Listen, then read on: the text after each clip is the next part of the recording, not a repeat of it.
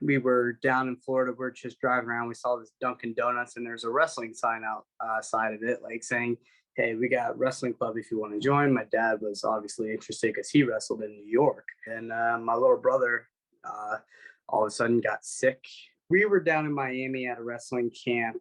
My parents started noticing his eyes were crossed, and he was having trouble walking. So, like one day, my parents were like, "Okay, you guys go to practice. We're gonna take him to get a CAT scan."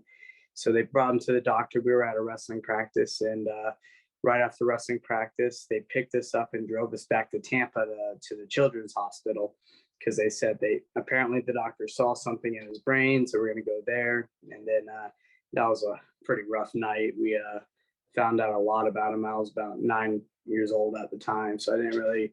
I understood what was happening, but like you're at that age where like you get it, but you don't get it at the same time.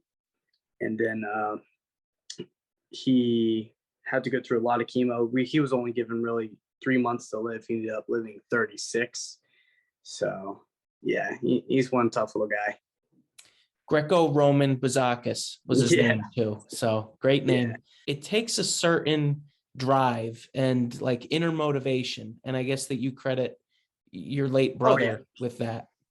Yeah, I mean, I always tell myself like, hey, if he can go through 36 months of hell, I can go through a few hours of practice, a 6-minute match, a few days of losing weight, and that stuff should be easy to him. So I need to toughen up. If he was able to work through all that and still have a smile on his face, I should be able to wrestle with a smile on my face.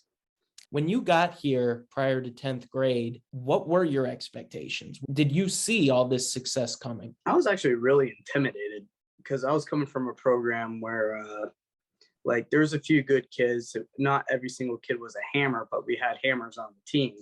Then I was coming into this program where you got Bo Bartlett, you got Lachlan McNeil, you got Gregor McNeil, like, you got all these kids, Drew Munch, Connor Heveman, all these kids were just hammered. So I was extremely intimidated when I first came in.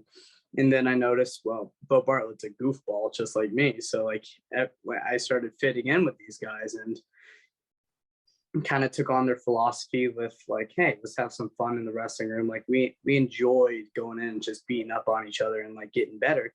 So I think I really have to give it to those guys because if I wasn't embedded with that kind of mental mindset, I guess, if I wasn't embedded with that, I don't think I would still be where I am right now.